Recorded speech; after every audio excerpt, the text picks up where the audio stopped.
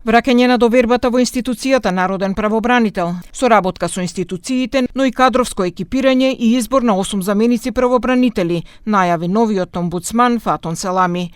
Откако во петокот беше избран од пратениците, тој пред председателот на собранието Африм Гаши даде свечена изјава за стапувањето на оваа важна функција. Но како ќе се справува со постојаниот проблем, со тоа што институциите немаат слух за барањата и укажувањата на омбудсманот. Селами најави промени на Законот за народен правобранител кој ќе овозможи изрекување мерки. Тоа е предвидено во измените од Законот за народен правобранител да имаме можност и да изрекуваме и прекршоци.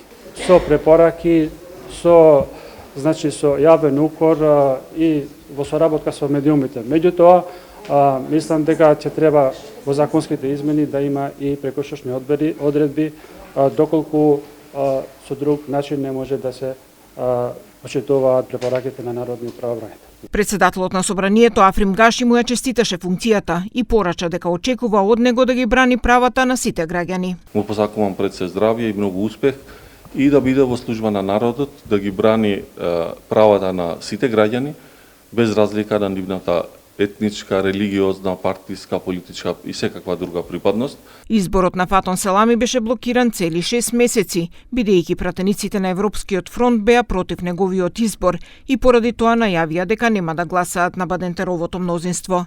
Селами доаѓа на местото на Насер Зибери кој беше на оваа функција до 12 јули минатата година.